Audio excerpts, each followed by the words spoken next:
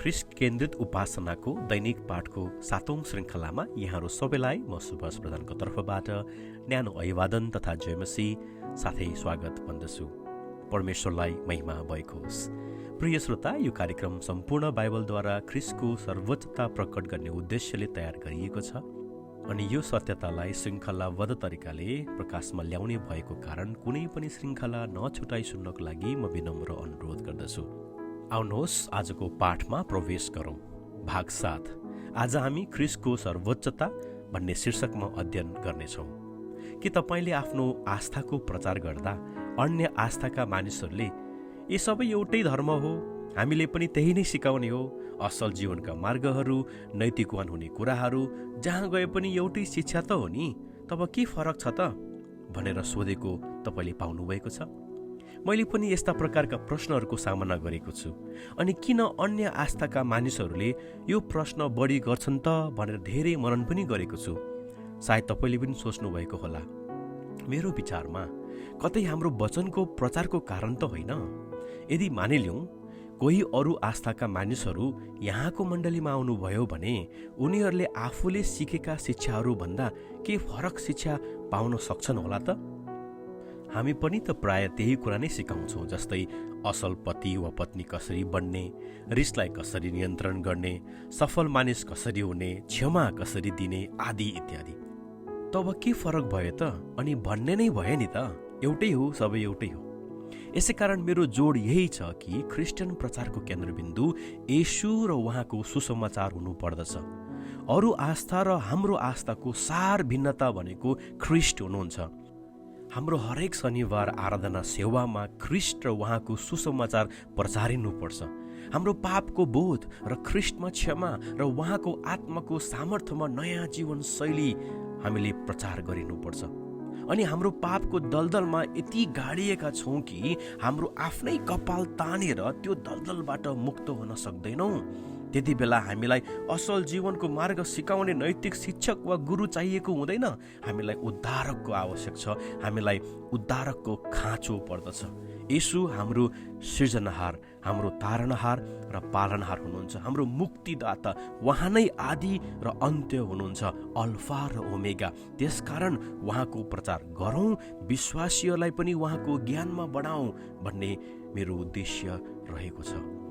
पावलले भने चाहिँ ख्रिस्टमा टाँगिनु भएको येशू बाहेक अरू केही नजान्ने मैले इच्छा गरेको छु भने चाहिँ मैले पनि यहाँहरू सबै श्रोतालाई येशूको सर्वश्रेष्ठता, सर्वोच्चता बताउन कोसिस गरिरहेको छु। नगरौँ पनि कसरी, चुप लागु म कसरी, किनभने बाइबल बताउँदछ येशू ख्रिस्ट नै अदृश्य परमेश्वरको प्रतिरूप हुनुहुन्छ। आउनुहोस् कलसी 1:15-20 उहाँको सर्वश्रेष्ठतालाई हामी हेर्नेछौँ। प्रिय श्रोता, यसपटक बाइबल पढ्दा जहाँ जहाँ उहाँ छ हामी उहाँलाई ख्रिस्ट भनेर पढ्नेछौँ र बाइबलले यसरी हामीलाई ख्रिस्टको सर्वोच्चता बताउनेछ। 15 पद, ख्रिस्ट अदृश्य परमेश्वरको प्रतिरूप, सारा सृष्टिको ज्येष्ठ हुनुहुन्छ, किनकि ख्रिस्टमा नै सबै थोक सृष्टि भएका थिए। स्वर्गमा र पृथ्वीमाथि भएका दृश्य र अदृश्य थोकहरू, चाहे सिंहासनहरू, चाहे प्रभुत्वहरू, चाहे प्रधानताहरू, चाहे अधिकारहरू, सबै थोक ख्रिस्टद्वारै र ख्रिस्टकै निम्ति सिर्जिएका हुन्। ख्रिस्ट नै सबै कुराभन्दा अगाडि हुनुहुन्छ र ख्रिस्टमा नै सबै कुरा बाँधिएर रहेका छन्। ख्रिस्ट शरीर अर्थात् मण्डलीका शिर हुनुहुन्छ। ख्रिस्ट नै सुरु हुनुहुन्छ। मरेकाहरूबाट जीवित हुनेहरूमा ख्रिस्ट ज्येष्ठ हुनुहुन्छ, ताकि प्रत्येक कुरामाथि ख्रिस्ट सर्वोच्च हुन्, किनकि परमेश्वरको आफ्नो सारा पूर्णता ख्रिस्टमा बास गरेकोमा परमेश्वर प्रसन्न हुनुभयो र परमेश्वरले ख्रिस्टका क्रुसको रगतद्वारा शान्ति गराएर पृथ्वीको होस् वा स्वर्गको होस्, ख्रिस्टद्वारा नै सबै थोकलाई आफूसँग मिलापमा ल्याउनुभयो। प्रिय श्रोता, देख्नुभयो त, ख्रिस्ट नै परमेश्वरको प्रतिरूप, परमेश्वरको आफ्नो सारा पूर्णता ख्रिस्टमा बास गरेकोमा परमेश्वर प्रसन्न हुनुहुन्छ। ख्रिस्ट नै सबैभन्दा माथि र अगाडि हुनुहुन्छ।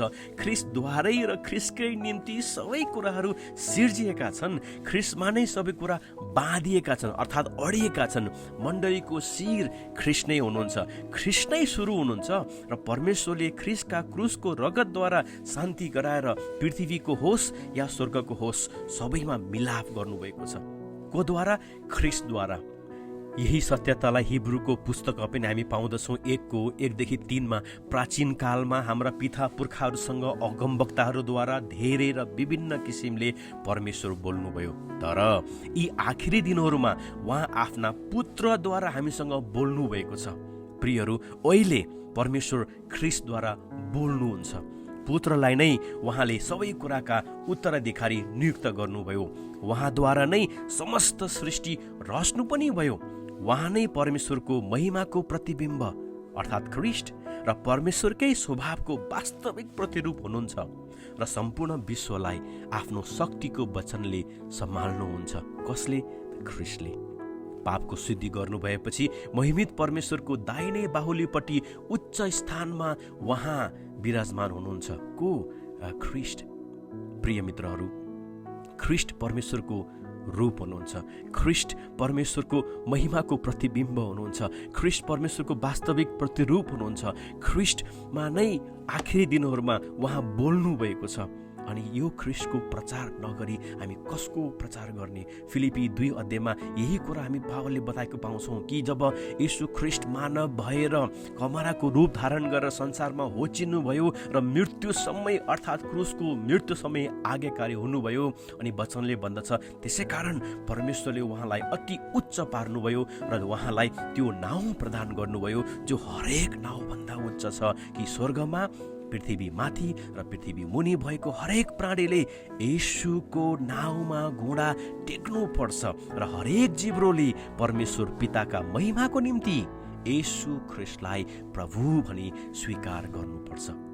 प्रिय श्रोता, बाइबलले बताउँदछ कि येशू नै बाटो, सत्य र जीवन हुनुहुन्छ। उहाँ बाहेकद्वारा अरू कोही पनि पिताका पुग्न सक्दैन। यदि हामी पितालाई देख्ने इच्छा गर्छौँ भने हामी ख्रिस्टबाट भएर जानुपर्छ। यदि हामी पितालाई भेट्ने इच्छा गर्छौँ भने ख्रिस्टबाट भएर हामी जानुपर्ने हुन्छ। ख्रिस्ट नै हामी परमेश्वर कहाँ पुग्ने माध्यम स्वयं परमेश्वरले दिनुभएको छ। यसो भन्नुहुन्छ, पिता र म एकै हो। यूहन्ना 10:30 बोलावट भएका सबैका निम्ति ख्रिस्ट नै परमेश्वरको शक्ति र परमेश्वरको बुद्धि हुनुहुन्छ। 1 कोरिन्थी 1:24 हामी पाउँछौँ। परमेश्वर नै ख्रिस्ट येशूमा तिमीहरूका जीवनको स्रोत हुनुहुन्छ। ख्रिस्टलाई नै परमेश्वरले हाम्रा बुद्धि, हाम्रा धार्मिकता र पवित्रता र हाम्रा उद्धार बनाउनु भयो। बाइबलले हामीलाई बताउँदछ 1 कोरिन्थी 1:30। प्रिय श्रोता, सम्पूर्ण बाइबलका पात्रहरू र घटनाहरूले येशू ख्रिस्टकै गुणानुवाद गरिरहेका हुन्छन्। म कसरी उहाँको वर्णन गरौँ? ख्रिस्ट अवर्णनीय हुनुहुन्छ। उहाँ अल्फा र ओमेगा हुनुहुन्छ, आदि र अन्त्य। उहाँसँग पाताल र मृत्युको साँचो छ। उहाँ जीवनको रोटी हुनुहुन्छ। उहाँ संसारको ज्योति हुनुहुन्छ। असल गोठालो र असल ढोका उहाँ हुनुहुन्छ। उहाँ जीवन र पुनरुत्थान हुनुहुन्छ। बाटो, सत्य र जीवन उही हुनुहुन्छ। साँचो दागको बोट उही हुनुहुन्छ। हिब्रूका लेखकहरूले अझ यो कुरा हामीलाई बताउँदछ कि सबै कुराभन्दा उच्च महान येशू ख्रिस्ट हुनुहुन्छ। प्रिय मित्रहरू, ख्रिस्ट सबै पिता पुर्खाहरू र अगमवक्ताहरू भन्दा महान हुनुहुन्छ। ख्रिस्ट स्वर्गदूत भन्दा महान हुनुहुन्छ। ख्रिस्ट मूसा भन्दा महान हुनुहुन्छ। ख्रिस्ट यहोशू भन्दा महान हुनुहुन्छ। ख्रिस्ट हारून भन्दा महान। ख्रिस्ट अब्राहम भन्दा महान। ख्रिस्ट व्यवस्था भन्दा महान। ख्रिस्ट पुजारी भन्दा महान। ख्रिस्ट सबै बलिदानहरू भन्दा महान। पुराना करारलाई प्रतिस्थापन गरी नयाँ तुल्याउने येशू ख्रिस्ट हुनुहुन्छ। प्रिय श्रोता, एफिसीको पुस्तकमा हामी पाउँदछौँ कि येशू ख्रिस्टद्वारा आफ्ना सन्तान हुनलाई संसारको उत्पत्तिभन्दा अघिबाटै हामीलाई उहाँले छान्नु भएको थियो। ख्रिस्ट येशूमा हामीलाई असल कामको निम्ति सिर्जना गर्नुभएको थियो। ख्रिस्ट येशूको रगतद्वारा हाम्रो उद्धार र पापको क्षमा गर्नुभएको छ। ख्रिस्ट येशूमा राख्नु भएको उद्देश्य अनुसार आफ्नो इच्छाको रहस्य हामीलाई जान्न दिनुभएको छ। येशू ख्रिस्ट जस्तै हुनलाई उहाँको पूर्व ज्ञानमा हामीलाई बोलाउनु भएको छ। ख्रिस्टकै अधीनमा सबै कुरा ल्याउनु भएको छ र सबै कुरा ख्रिस्टमा अडिएर रहेका छन्। श्रोता, स्मरण रहोस्, येशू ख्रीष्ट बाटो मात्र होइन, उहाँ नै गन्तव्य हुनुहुन्छ। उहाँद्वारा र उहाँकै निम्ति हाम्रो सृष्टि भएको हो। तसर्थ उहाँको नामको आदर गरौँ, उहाँको नामको प्रचार गरौँ, उहाँको सर्वोच्चतालाई उचालौँ, किनकि उहाँ परमेश्वर हुनुहुन्छ। आउनुहोस् हामी प्रार्थना गरौँ। हे प्रभु येशू ख्रीष्टका परमेश्वर र महिमाका पिता, तपाईँले हामीहरूलाई तपाईँको विषयको ज्ञानमा बुद्धि र प्रकाशको आत्मा दिनुहोस्। हाम्रा हृदयको आँखा उज्यालो बनाइदिनुहोस् र तपाईँको शक्तिको असीम महानता र महान सामर्थ्यको काम जुन तपाईँले ख्रीष्टमा पुरा गर्नुभयो त्यो जान्न दिनुहोस्। हामी जान्दछौँ पिता, सबै शासन, अधिकार, शक्ति राज्यमाथि र यस युगको मात्र होइन, तर आउने युगका पनि जति नाउँ छन् ती सबै नाउँमाथि ख्रीष्टलाई राख्नुभयो। अनि यही सर्वोच्च ख्रीष्ट परमेश्वरको हामी सदैव गुणानुवाद गर्न पाऊँ, येशू ख्रीष्टको नाममा, आमेन। परमेश्वरले हामी सबैलाई आशिष दिनुभएको होस्। अर्को श्रृङ्खलामा भोलि फेरि भेटौँला। धन्यवाद। निष्कलङ्का हुन जगतको उत्पत्ति भन्दा अघि मलाई चुन्नुभयो। जगतको उत्पत्ति भन्दा अघि मलाई